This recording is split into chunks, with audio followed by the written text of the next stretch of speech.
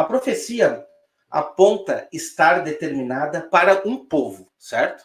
Está determinado sobre um povo. Como que você entende o cumprimento total desta profecia sobre esse povo? Ok? Essa é a pergunta a respeito dessa profecia. A Eu diria determinação... o povo de Deus, eu responderia só assim. Ah, então não é os judeus.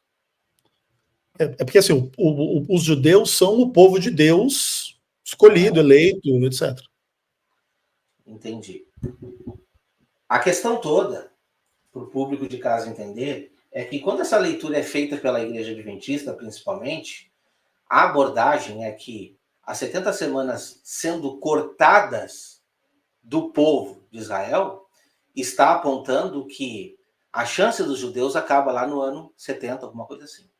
Sempre confundo se é 70, 74, alguma coisa assim. Essa é a abordagem feita. Aliás, tem pastores que ainda exaltam. Acabou a chance dos judeus, não tem mais chance. E Ellen White, principalmente, ela reforça muito no seu primeiro capítulo do Grande Conflito a respeito disso, né? Que a lamentação que teve sobre um povo que era amado e foi rejeitado por Deus, ela se fez presente naquele fato lá da destruição de Jerusalém no ano 70. Agora, o que eu acho engraçado nesse quesito é que, se essa profecia está referida somente ao povo judeu, que é o povo de Deus, então quer dizer, se ela tem cumprimento nos judeus, para que se cumpra tudo isso, eu não vejo o cumprimento desses requisitos para os judeus. Porque, por exemplo, se eles não fazem mais parte da totalidade das 2.300 manhãs, por quê? Porque foram cortadas, foi cortada esse pedaço das 70 semanas, pelo que explica o Adventismo, não faz parte da totalidade da profecia, mas sim de um pedaço dela. Se foi cortada dos judeus e, de fato, os judeus não têm parte alguma mais com relação a todo o aspecto de povo de Deus, e agora a nova aliança com os gentios, enfim, aí entra todos os aspectos que você apresentou muito bem, né? Como que fica esse quesito? Porque é complicado a gente ver esses pontos sendo apresentados, sendo que, se ela foi cortada dos judeus, 70 semanas o povo está sendo cortado. Como que a gente vê o cumprimento? Porque, sendo cortadas, como é explicado pela interpretação adventista, ou determinadas, existem objetivos a ser cumpridos. Se elas foram cortadas dos judeus, como que se cumpre esses objetivos? Esse é um ponto que precisa ser entendido por todo mundo, porque os objetivos não se cumpriram sobre eles. Muito pelo contrário. Pela explicação adventista, eles acabaram a oportunidade como povo de Deus. E isso Ellen White é enfática no seu primeiro capítulo, repito aqui. Ela é enfática em dizer que a oportunidade a Israel foi tirada, certo? E outra coisa, ela ainda usufrui de uma profecia mal interpretada ao dizer que esse povo jamais teria novamente a sua cidade reconstruída. Uma coisa que a gente viu acontecer aí nos anos 40, se eu não me engano. Então, é importante a gente entender esse ponto para saber de que povo que nós estamos falando, né? Eu vou repetir aqui. O pastor Ezequiel colocou diferente do que eu estou pensando. Ele está falando diferente do que eu pensei. Ele está colocando que esse povo, que a profecia está determinada, é sim a igreja. E aí eu concordo contigo, não posso discordar de ti. Agora, a teologia adventista, quando apresenta diferente. Entendeu?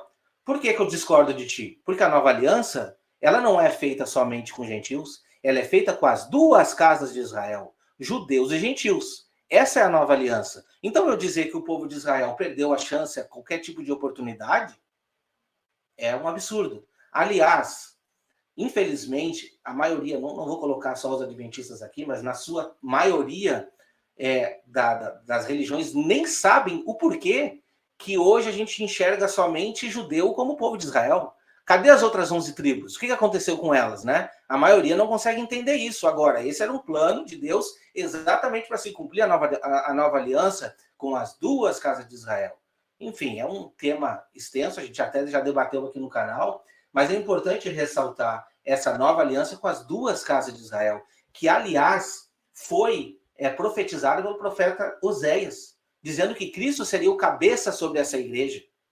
E que juntos, judeus e gentios, ok, subiriam da terra. Então nós estamos vendo uma nova aliança não somente com gentios.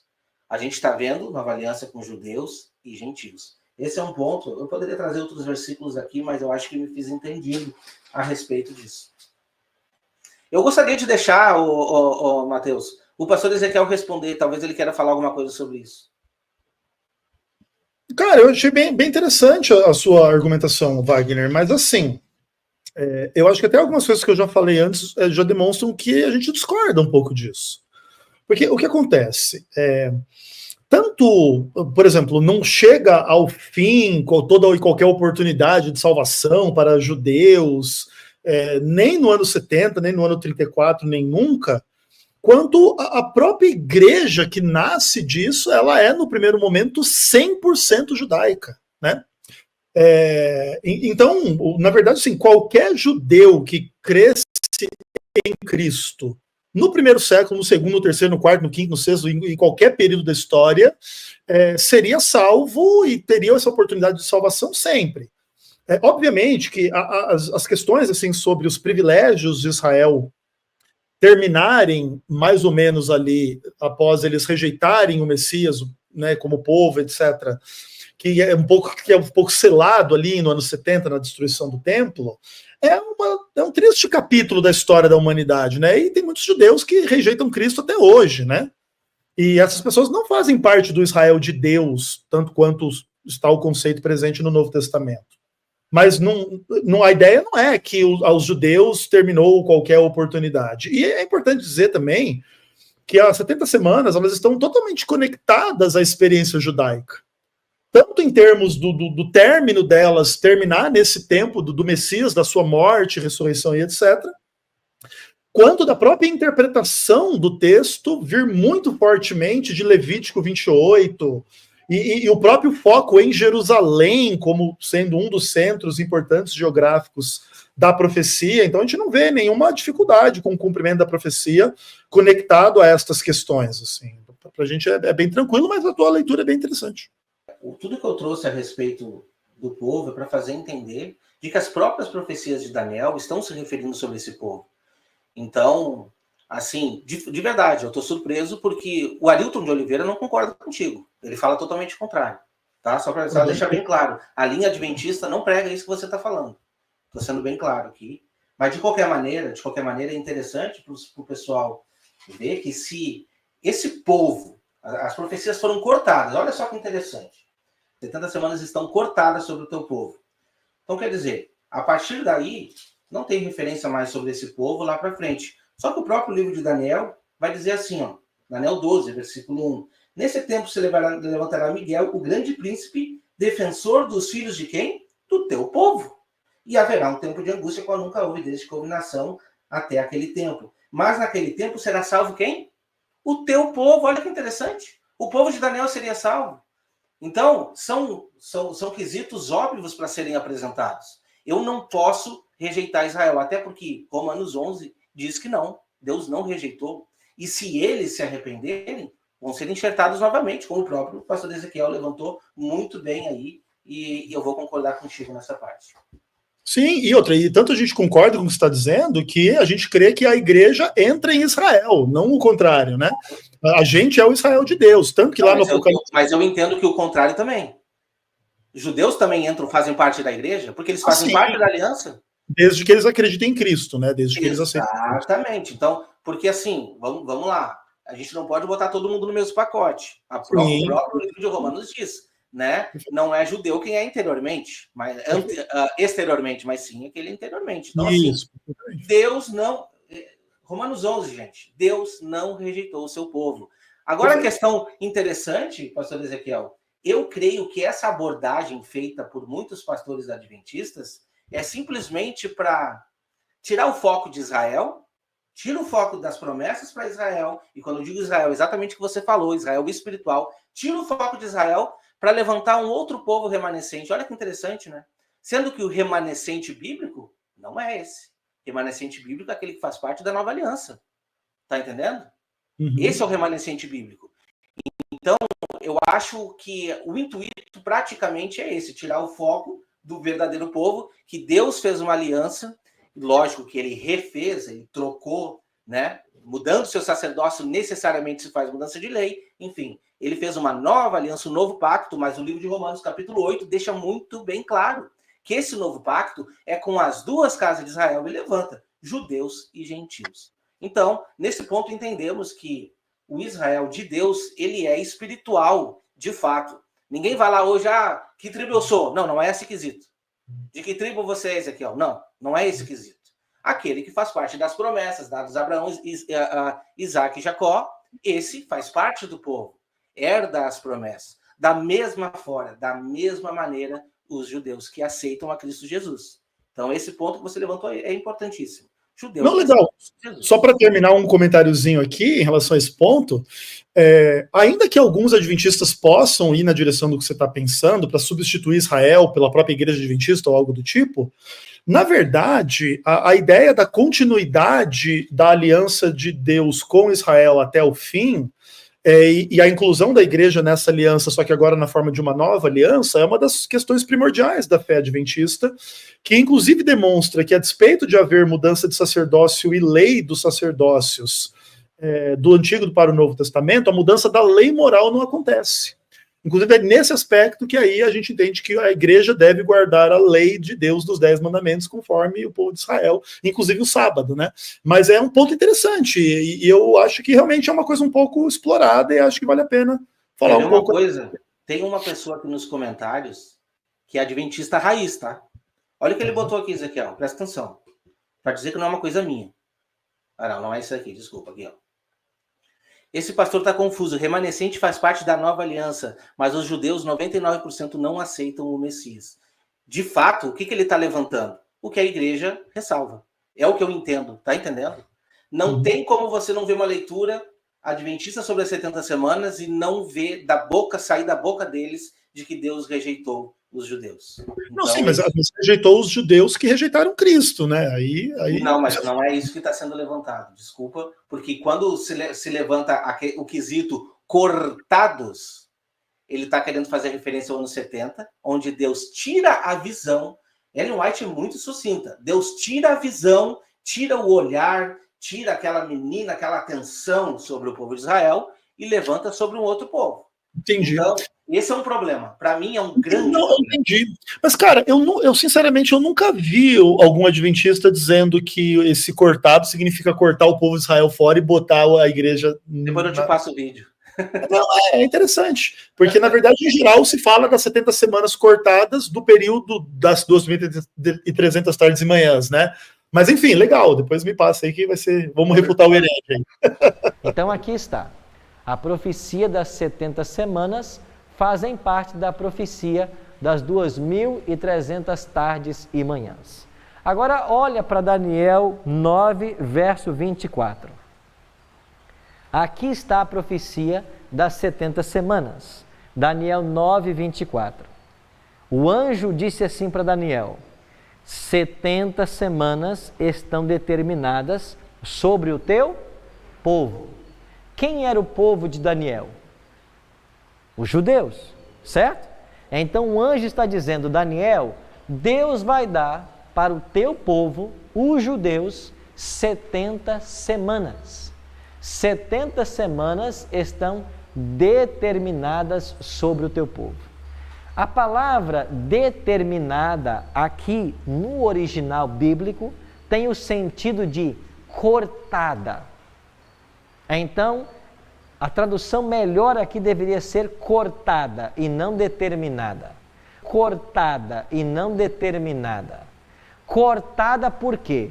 Porque as 70 semanas vão ser cortadas do período maior de 2.300 anos.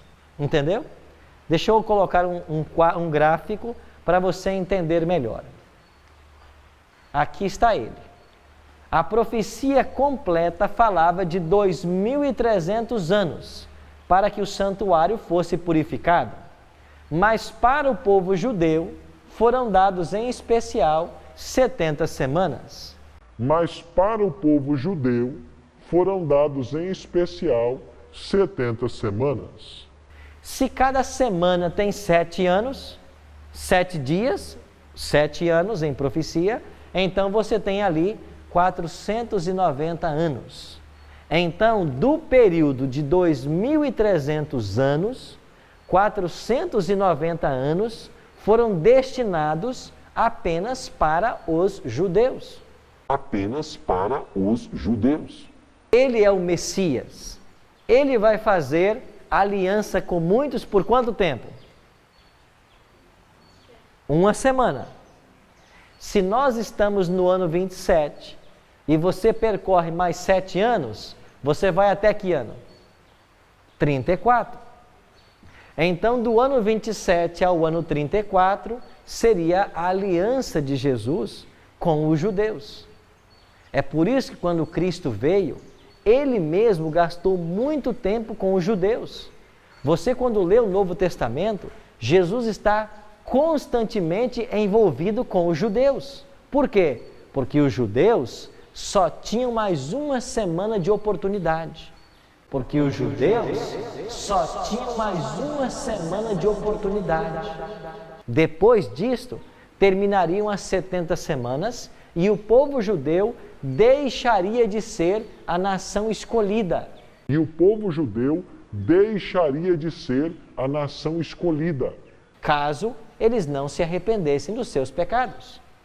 Então Jesus fez aliança com os judeus por mais uma semana. Jesus Cristo pregou para os judeus e, finalmente, os judeus o mataram. Por isso a palavra disse: veio para os que era seu e os seus não o receberam. Em que ano Estevão foi apedrejado? No ano 34. E esse sermão de Estevão, aqui em Atos capítulo 7, foi o último apelo de Deus à nação judaica. Estevão pregou para os judeus e disse assim: vocês mataram o autor da vida. Vocês crucificaram o Cristo, o Messias. Vocês precisam se arrepender. E ao invés dos judeus se arrependerem, eles mataram Estevão. Que ano era este? Era o ano 34. Então, exatamente no ano 34, terminou as 70 semanas ou 490 anos de chance, de graça, que Deus deu à nação judaica. Então, exatamente no ano 34, terminou as 70 semanas ou 490 anos de chance, de graça, que Deus deu à nação judaica. 490 anos de chance, de graça, que Deus deu à nação judaica. Cristo veio para buscar os seus, e os seus o rejeitaram. Que coisa extraordinária! Quando Cristo foi pregado naquela cruz, Ele veio para salvar o seu povo, mas o seu povo o rejeitou. Romanos 11, a partir do verso 25, Paulo diz o seguinte: porque não quero, irmãos, que ignoreis este mistério, para que não sejais presumidos em vós mesmos. Que veio, e ele está escrevendo para uma igreja que tem muitos judeus, muitas pessoas que se converteram e eram judeus. Que veio o endurecimento em parte a Israel, e é interessante, em parte a Israel, ele usa a expressão Israel dentro da totalidade. Não tem, na cabeça do Paulo não tem um grupo que ainda vai, como se pensar no século XIX, que vai aparecer para completar, e um grupo que vai se unir aos judeus e formar uma nação agora. Então ele chama, diz as partes de Israel, até que haja entrada a plenitude dos gentios. E assim, todo Israel será salvo. Como está escrito, virá de Sião o libertador, e ele apartará de Jacó as impiedades. Né? Esta é a minha aliança com eles quando eu tirar os seus pecados. Quanto ao evangelho, aí Paulo diz, são eles inimigos por vossa causa, ou seja, por causa daqueles que se converteram, que são gentios e que entenderam quem era Cristo. Quanto, porém, à eleição, amados por causa dos patriarcas, porque os dons e a vocação de Deus são irrevogáveis. Porque assim como nós também, outrora, fostes desobedientes a Deus, mas agora alcançaste misericórdia à vista da desobediência deles, assim também estes agora foram desobedientes para que igualmente eles alcancem misericórdia à vista da que vos foi concedida, porque Deus a todos encerrou na desobediência, a fim de usar de misericórdia para com todos. Ou seja, ele coloca, né? Ele coloca o povo judeu, a casa de Israel, né, como ele vai dizer, a casa de Israel aqui, como um povo que tem uma promessa de que ele vai apartar as iniquidades de Jacó.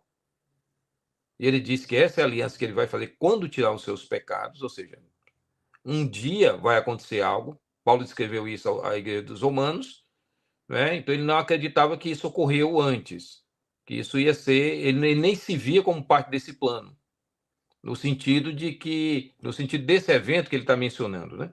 Que é um evento futuro. E aí ele diz aqui que os dons e as vocações de Deus são irrevogáveis, que Deus tem um projeto, tem um plano para os judeus, para a casa de Israel, ele tem um plano para eles, e que esse plano um dia vai se concretizar. Por enquanto, eles foram encerrados em desobediência, até que mais à frente venha de Sião, né, virá de Sião libertador e apartar de Jacó as impiedades. Jesus veio e eles não creram. Veio para os que eram seus, os seus não receberam. Mas todos quanto receberam, deles o poder de serem feitos filhos de Deus. Jesus vem e eles não se importam, eles não creem. Mas ele diz que vai fazer uma aliança com eles quando remover os pecados. Então eu acho que Paulo usa esse texto num sentido mais futuro.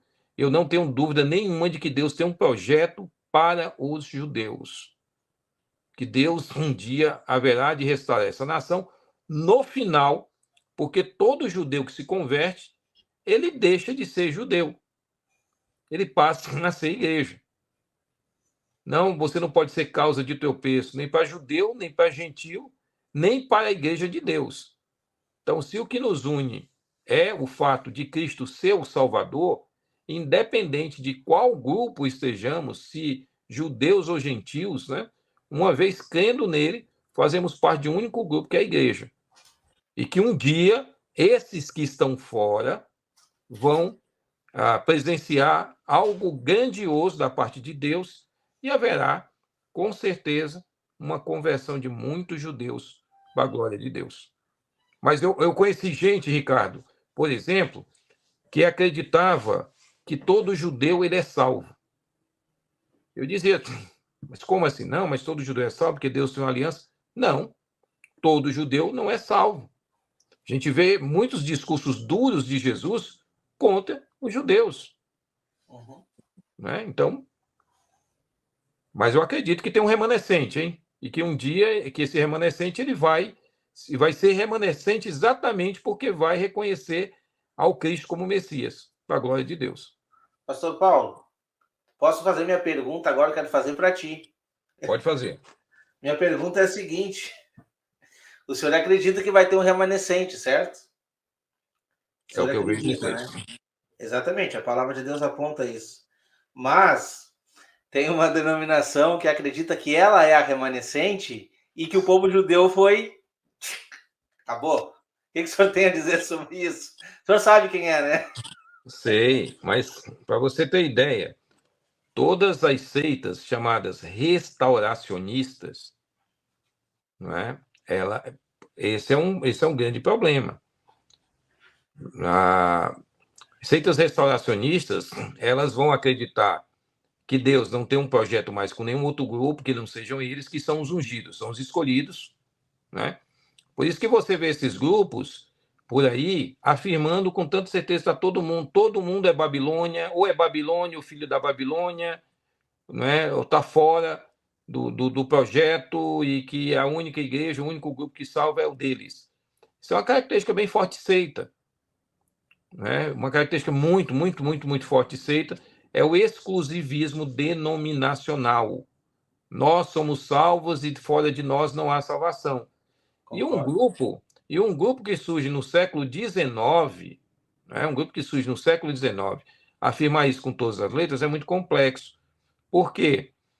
Porque Jesus disse que a verdade dele não ia sair da terra, que a igreja dele não ia permanecer, a igreja dele ia ficar.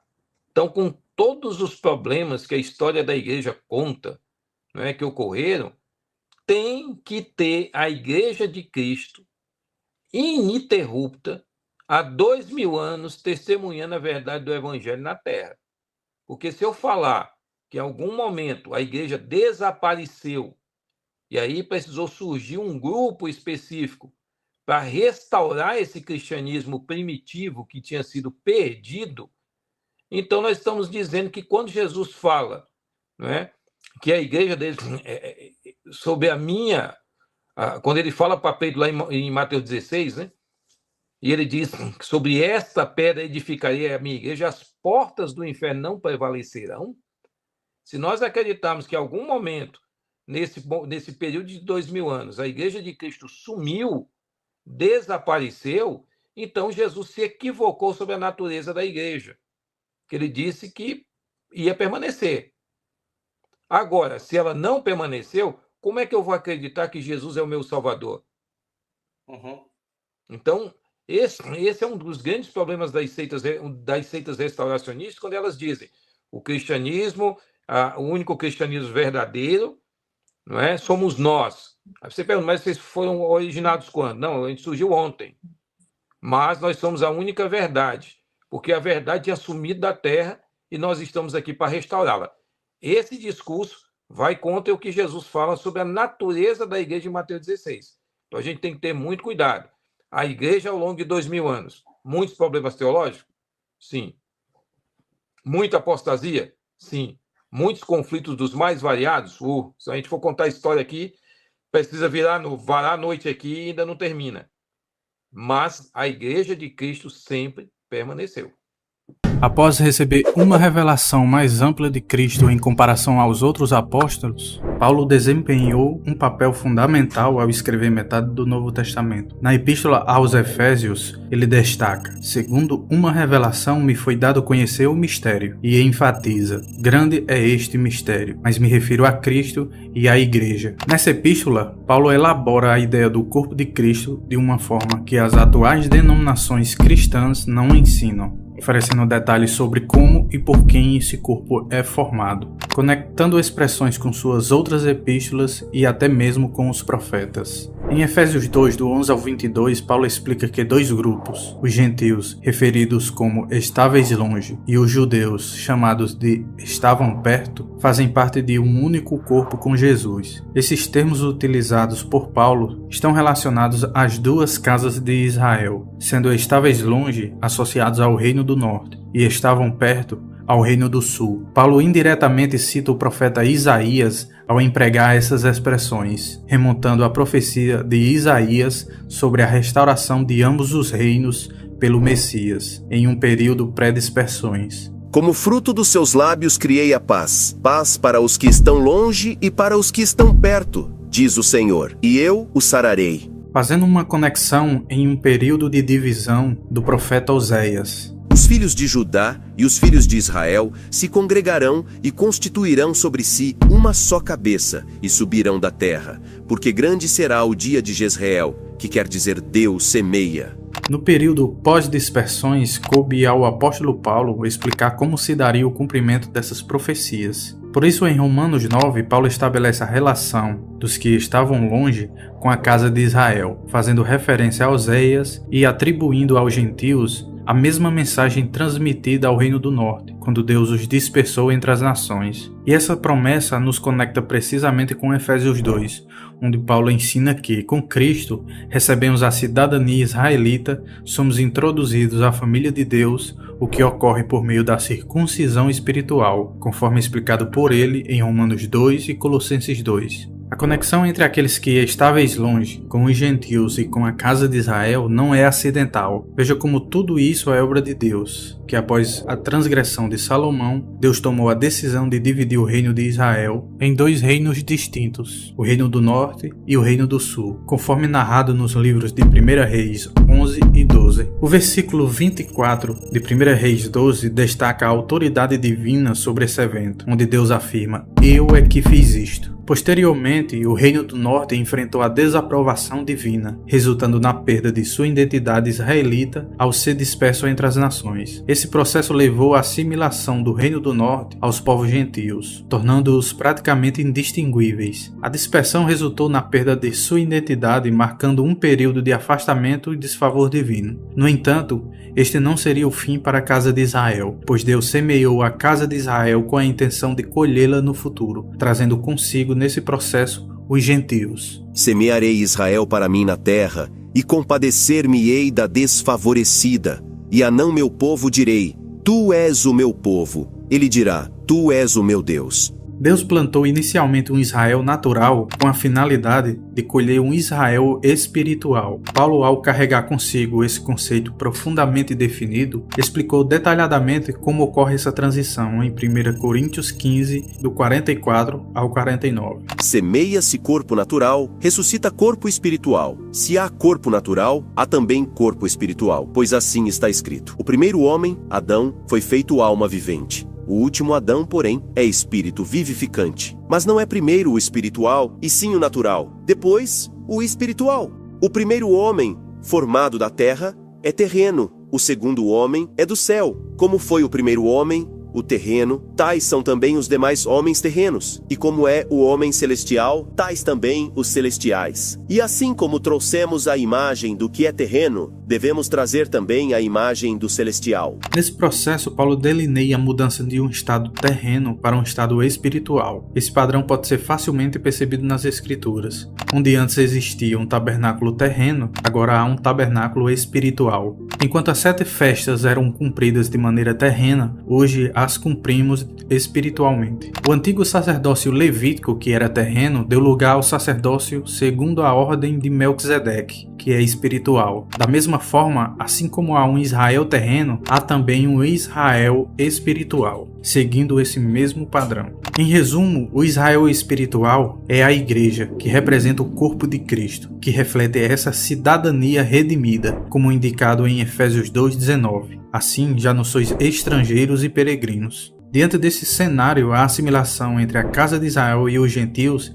se estenderá até atingir a plenitude dos gentios, conforme mencionado por Paulo na Epístola aos Romanos, especialmente em Romanos 11:25. O versículo completo é esclarecedor. Porque não quero, irmãos, que ignoreis este mistério, para que não sejais presumidos em vós mesmos, que veio endurecimento em parte a Israel, até que haja entrado a plenitude dos gentios. A expressão plenitude dos gentios refere-se ao momento em que uma quantidade determinada, ou a totalidade dos gentios, aceitará a mensagem do Evangelho, tornando-se assim parte do povo de Deus. Isso sugere que, durante um período específico, a ênfase da obra redentora de Cristo estaria direcionada principalmente aos gentios, como afirmado pelo apóstolo em Romanos 10:20, citando o profeta Isaías. Fui achado pelos que não me procuravam, revelei-me aos que não perguntavam por mim. Após esse período, Deus iria se revelar novamente aos judeus, conforme esclarecido por Paulo em Romanos 11, ao utilizar a metáfora da oliveira para ilustrar a relação entre judeus e gentios. Paulo destaca que os ramos naturais cortados simbolizam o Israel natural temporariamente excluído devido à incredulidade, enquanto os ramos selvagens que foram enxertados representam os gentios, os que estavam longe. Foram incorporados à boa oliveira, que é o Israel de Deus. No início, Paulo aborda a questão de se Deus rejeitou definitivamente seu povo escolhido, os israelitas naturais. Ele responde de forma enfática que Deus não rejeitou Israel de maneira irreversível, apontando para si mesmo como um exemplo de um judeu da tribo de Benjamim, salvo pela graça. Os remanescentes de Judá, os que estavam perto, serão chamados novamente em plenitude. Veja o que Paulo escreveu. Ora,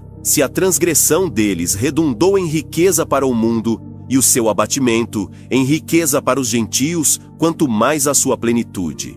Porque se o fato de terem sido eles rejeitados trouxe reconciliação ao mundo, que será o seu restabelecimento, senão vida dentre os mortos? Então, a rejeição de Israel é temporária e, em última instância, quando chegar o tempo designado por Deus, todo Israel será salvo, como ele afirma em Romanos 11:26. Tudo isso o Espírito Santo operou em Paulo para que você possa conectar com o Apocalipse e fazer as conexões corretas. Em Apocalipse 7, Deus nos diz que os 144.000, que é um número simbólico para a plenitude, se refere a todas as tribos dos filhos de Israel, e a mesma escritura os chama de servos do nosso Deus. E todos eles têm o selo do Deus vivo, conectando com Apocalipse 14, onde Deus dá mais um pouco de revelação, onde os 144.000 que foram comprados da terra se conecta perfeitamente com Oséias 1:11, que diz: os filhos de Judá e os filhos de Israel se congregarão, formarão a igreja e os 144.000, e constituirão sobre si uma só cabeça, serão o corpo de Cristo, e subirão da terra, porque grande será o dia de Jezreel, que Deus semeia. Ainda em Apocalipse 14 diz que são eles os seguidores do Cordeiro por onde quer que vá, e o chama de primícias para Deus e para o Cordeiro, justamente o que Paulo ensina em 1 Coríntios 15, do 20 ao 23, que diz que Cristo é as primícias e depois os que são de Cristo na sua vida. Todas essas expressões são usadas por Paulo para unir todas essas nomenclaturas de maneira coesa, convergindo tudo em Cristo, que é o cabeça da igreja, o salvador do corpo.